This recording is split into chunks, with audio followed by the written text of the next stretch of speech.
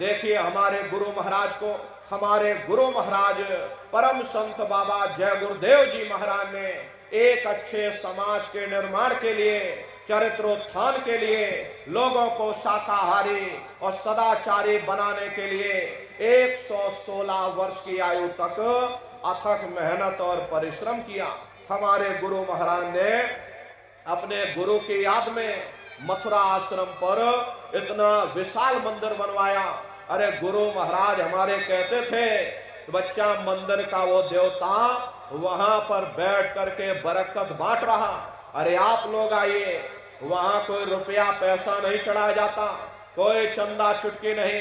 अरे आप लोग आए, मंदिर के देवता के सामने अपनी एक बुराई को चढ़ा दीजिए। वहां पर बुराई चढ़ाई जाती है कि हम आज से मांस मछली नहीं खाएंगे, हम आज से अंडा शराब का सेवन नहीं करेंगे, हम आज से झूठ नहीं बोलेंगे, हम आज से किसी को धोखा नहीं देंगे। अरे आप अपनी एक बुराई चढ़ा दो, आपकी एक मनोकामना पूरी होगी। ऐसा वरदानी मंदिर हमारे गुरु महाराज ने अपने गुरु की याद में मथुरा दरबार में बनाया। गुरु महाराज हमारे कहते थे, बच्चा इस दरबार में तुम बराबर आते जाते रहना, दया दुआ आशीर्वाद लेते रहना, मंदिर के देवता के सामने अपने गुनाहों की माफी मांगते रहना।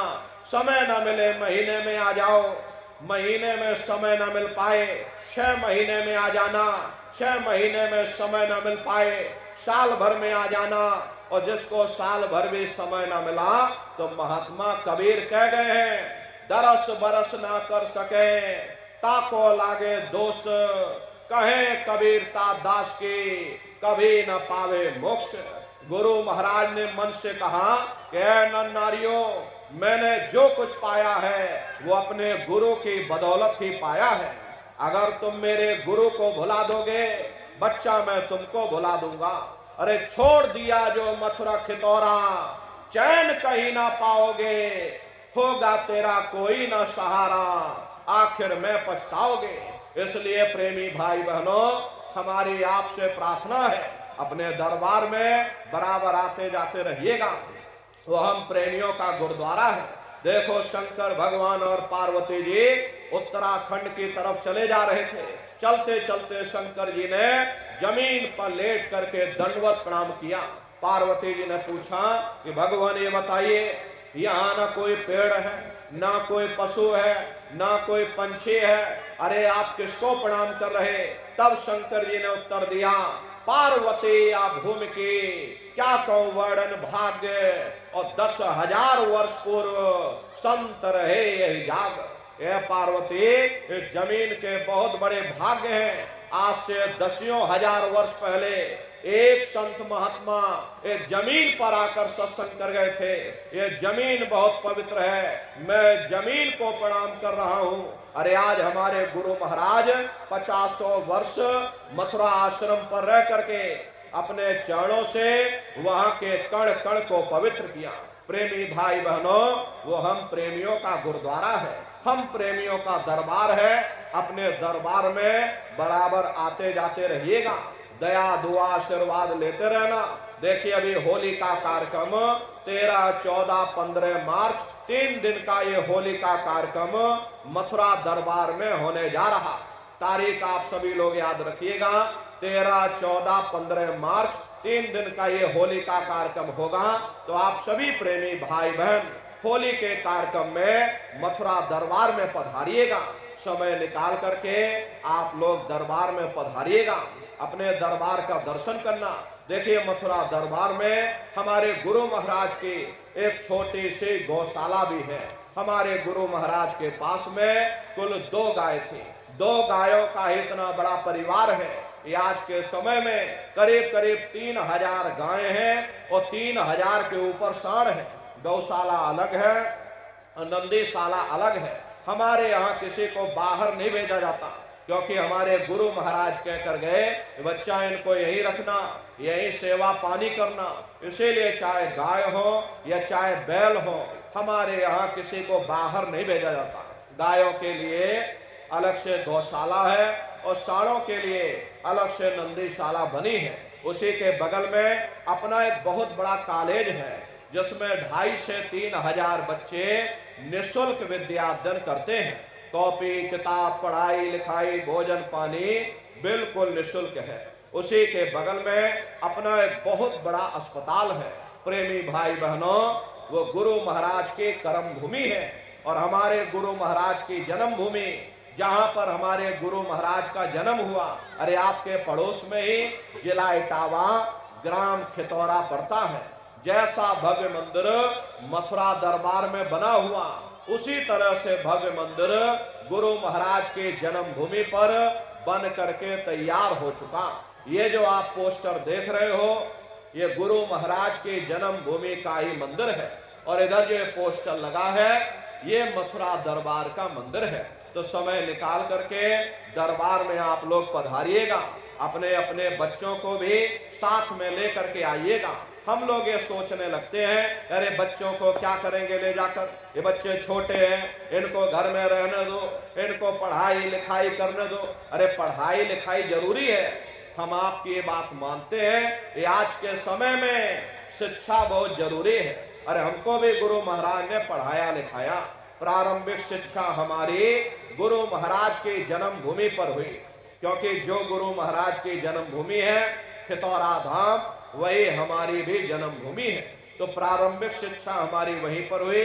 उसके बाद 5 वर्ष की उम्र में गुरु महाराज अपने साथ मथुरा ले आए। आगे की तैयारी गुरु महाराज ने मथुरा में कराई। तो कहने का मतलब यह है कि हमारे गुरु महाराज ने हमको भी पढ़ाया लिखाया। लेकिन प्रेमी भाई बहनों, पढ़ाई लिखाई के साथ साथ अच्छे संस्कार भी जरूरी है। और आज के समय में बच्चों के अंदर संस्कारों की कमी देखी जा रही है। वरना पहले के समय में अकेले माँ बाप अपने 4-4 बच्चों को पाल लेते थे, लेकिन आज के समय में वही 4-4 बच्चे, वही MA BA और डिग्री और डिप्लोमा किए हुए बच्चे अपने माँ बाप को रोटी नहीं खिला पा रहे। शादी हो जाती है, घर परिवार बांट करके रख दिया, जमीन जायदाद बांट करके रख दी, चूल्हा चौका बांट करके रख दिया, यहाँ तक कि बेचारे बूढ़े माँ बाप को भी बांट करके रख दिया कि 10 दिन तुम हमारे घर छोड़ दो और 10 दिन बाद ले जाओ अपने घर रोटी खिलाओ। अरे सब क्या है? ये संस्कारों की कमी है। ऐ माताओं बहनों, ये बच्चे तुम्हारी धरोहर हैं, ये बच्चे तुम्हारे जीवन की पूंजी हैं। अपनी पूंजी को संभाल करके रखिएगा।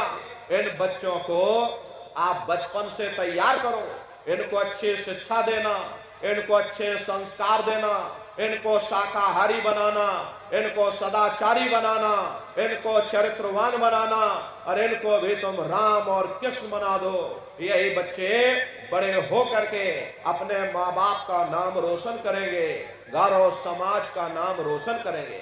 इसलिए प्रेमी भाई बहनों, अपने अपने बच्चों के साथ, इष्ट मिष्ट परिवार वालों के साथ, आप सभी प्रेमी भाई बहन होली के कार्यक्रम में कृष्ण भगवान की नगरी मथुरा में आप सभी लोग सब परिवार सादर आमंत्रित हैं। आप लोग पधारिएगा।